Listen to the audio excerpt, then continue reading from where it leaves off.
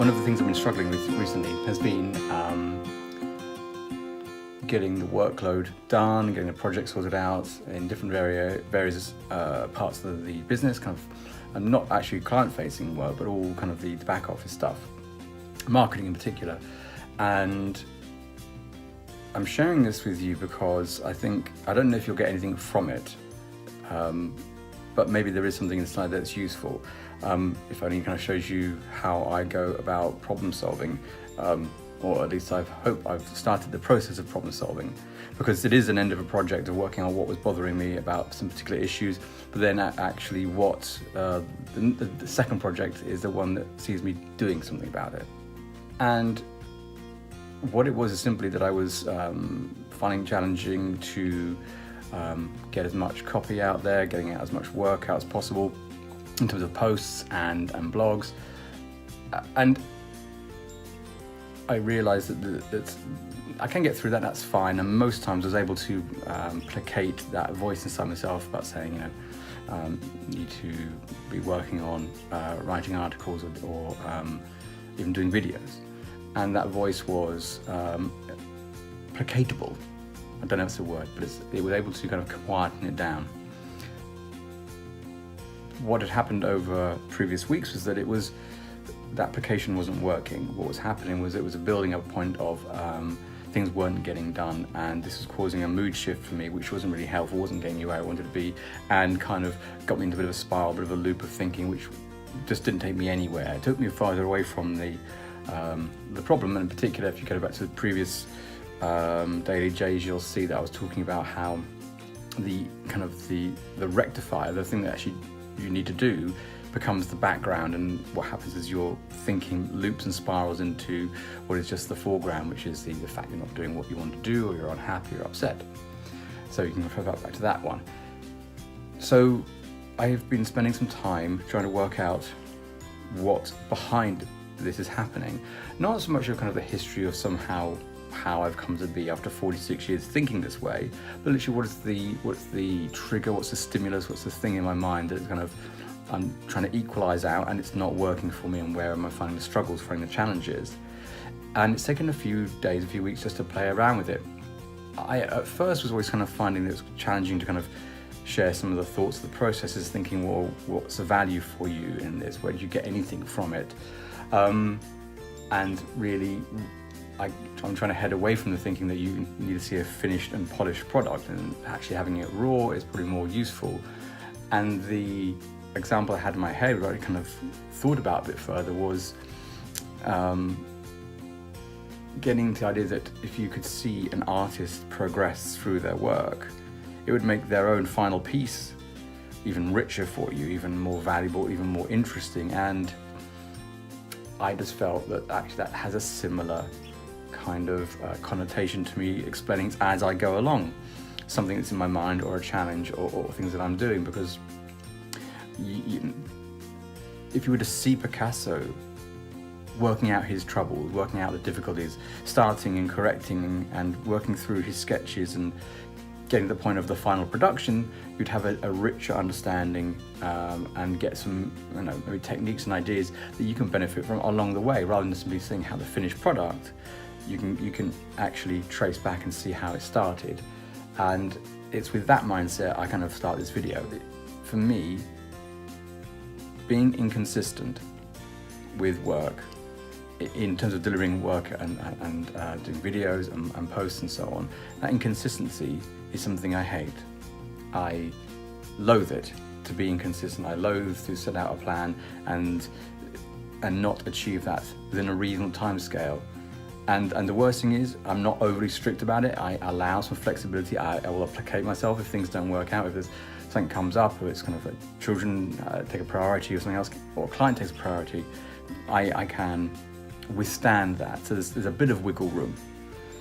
Yet it was a period of time where I was consistently not able to achieve the things I set out to do, and that inconsistency really ground itself inside me. I was really feeling that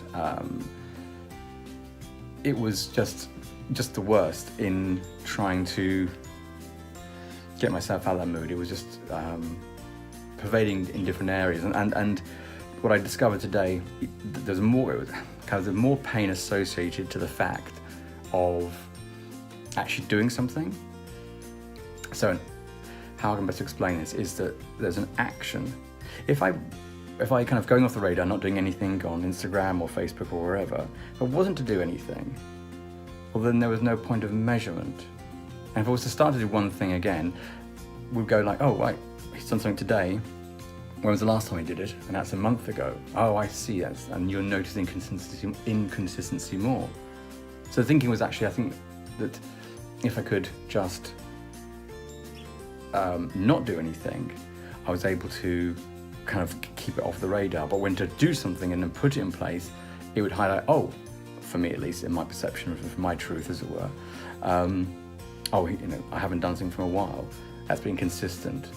So becoming aware of that has been really useful for me to then put things in place, which I'll go on to eventually, about how to counterpoint that lack of consistency. I guess the interesting point about it is it's not simply just kind of not delivering, it's actually the action itself highlighted the lack of delivery. So the inconsistency was highlighted when I actually did something about it, because that made the example to the past, to the comparison. And so it was all quite wrapped up. But when I hit the point of understanding that it meant so much to me to be inconsistent, it released a lot, because then I had something to grip onto. Now, for a while, I've been trying to fumble around and work on it and try and perfect it, try and understand it, ask myself better questions and go through the process, but wasn't getting enough traction. I was getting close to it, but just doing some action, like I had done, wasn't going to be enough to get me where I wanted to be. There was something else niggling. And while I'm not an advocate for pondering or dwelling too long, there's a balance between, if I can find a solution for it, if I can understand what it is that's bothering me, then I'm far better placed to do something about it. And this was the case with this particular problem. So I needed to take the time to kind of unpack it. I wasn't going to move as far forward as quickly as I wanted to without understanding it a bit more than I did. So that's what it was. It was being inconsistent, not being able to deliver on the things I said it was, but over a period of time, so stacked and layered. As I explored this further, and it's an interesting distinction here that often people point the finger saying, well, you're not motivated enough. Motivation can be the thing that's linked to inconsistency, because if you're not motivated, then you will be inconsistent, and therefore if you're motivated, you'll be consistent, you'll deliver no matter what. This case doesn't play out in this particular example, and I'll explain why. Is that inconsistency was developed because I was writing longer pieces of work, or trying to put longer pieces together and really craft them and bring as much value as possible, having any kind of tips and advice and guidance and suggestions in there as possible. So I really wanted to get it right. Now that can happen very quickly in one sitting, and it's great. Or it takes a while to craft and get it right and get the words right, particularly when writing blogs. So there's a motivation there to do it and do it to a high standard, or to a standard that was going to be kind of comprehensible. You could actually read it and understand it and get some value from it. So that motivation was in place. But when that overrode, when I was doing the work and it would kind of carry on longer than I thought it would, and therefore was missing the target, so it kind of become overdue, that's when it began to kind of like layer up and began to have a greater impact. So just want to kind of like segue into that to say that it wasn't about motivation, it was about looking to get the best bit of work out as I could, which was important because of the nature of the material I'm writing about, and that was just trying to get it right and get out there. You know, this is a subject matter that you can't just kind of dash out and very quickly throw a piece out there and think it's going to be okay. It needs a little bit of refining, a little bit of editing, and it's important to me to make sure I'm communicating in the written word clearly. So the motivation was there to keep on returning to it, but as I was missing deadlines, becoming overdue, and that kind of rolled forward and the weeks would pass, I was not hitting what I wanted to do, and that was a layer of those points there. So how did I get to that? What did I do to kind of negotiate that project and come out with some solution? How did I find it to get through it? The way I've always worked, the way it's always been successful for me has been writing in a diary. and be able to just get out all the thoughts, get out all the ideas, and just play around, ask myself questions, kind of solo coaching myself through the process, saying, what does this mean? What do I mean by that? And back and forth, I parlay between the diary, an online diary actually, and me was the best way I could to unravel what was in my mind. That may work for you, it may not work for you. That's not a right or wrong, that's a possible solution. I know it works for me. It's a great communication tool I use to kind of extract from my mind what I'm thinking and get to the point. And it proves to be successful a majority of the time. So I went through a process to ask myself questions. What exactly is going on? I would ask my unconscious to provide some sort of information, a word or an image that could give me some sort of handle on what was behind this, because I wanted it resolved.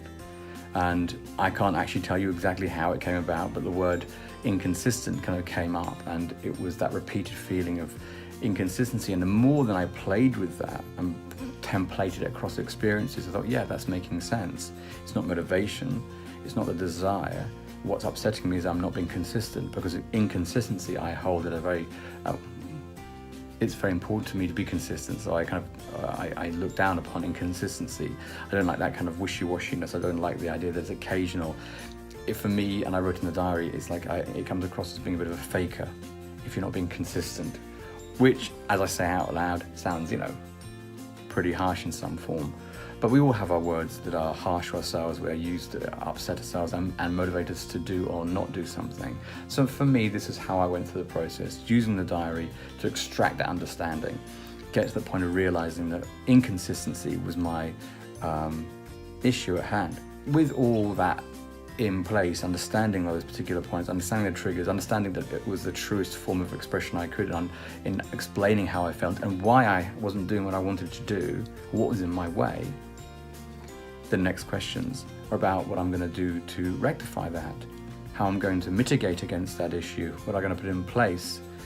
Do I need to increase some flexibility in my time? Do I need to reduce some of my expectations? Maybe I need to make some sacrifices in other areas. I'm exploring that right now, looking to how to put some plans in place. And I'm certainly not one to look at being fine-tuning every 5 minutes of every day. This is going to be about how I look at, say, my weekly goals and how I fit those into the week, and being realistic about it, and just maybe changing some of my expectations. So with that in mind, what was I going to do about it? Well, I've begun writing a list of things that I'm going to try and put in place, which we're going to mitigate that and to allow for it. For example, it's not a finished list or a particular plan as much as it's simply saying, maybe reduce expectations, make things a little more realistic. It can be about sacrificing a little bit more from other parts of my life, putting it forward into these projects. Because I think there's looking at my days a little bit closer, maybe a bit more planning in the day. So have weekly goals, which I have had. So have kind of weekly goals and plan out the week and aim for certain days to do certain things. But if it doesn't work out, have some flexibility in reallocating that time somewhere else. In addition to that, I think that what I'm going to embrace further, which seems the right medium to share this on, is kind of doing more on video. It's easier for me to get work out quickly. It's rough, it's raw, it's hard, it's lightly edited, but I've kept it as simple as possible and as kind of exposed as possible, because I'd rather you saw that, I think, rather than the polished version, back to the kind of the artist working in their studio. There's something of value seeing them work, and because I can't take you into a client session, this is another way of doing it and connecting. And as I said at the top of this, it's that maybe there's something in here, maybe there's a value, some word or phrase, some sort of sentence that I may have used, which you get some benefit from. So I'm exploring how to get past inconsistency and having a real hard stare at what's getting in the way, and then addressing it. For today, it was about recognizing that I came through a project, I've got some solution towards it, and also a bit of an awareness for myself of this is me showing you behind the curtain of how coaching can work, how effective I use it myself, and I'm not immune, I'm certainly not perfect without blemishes, but it's about recognizing that what's continually evolving, continually changing, looking to re-examine. We're not finished pieces, never will be. And today was a refreshing reminder of that. I feel that by doing the video, I am kind of held accountable to deliver on that now, to make those things happen, to achieve them, and to notice if ever my mood begins to slip. My first question is, where am I being inconsistent? What do I need to address?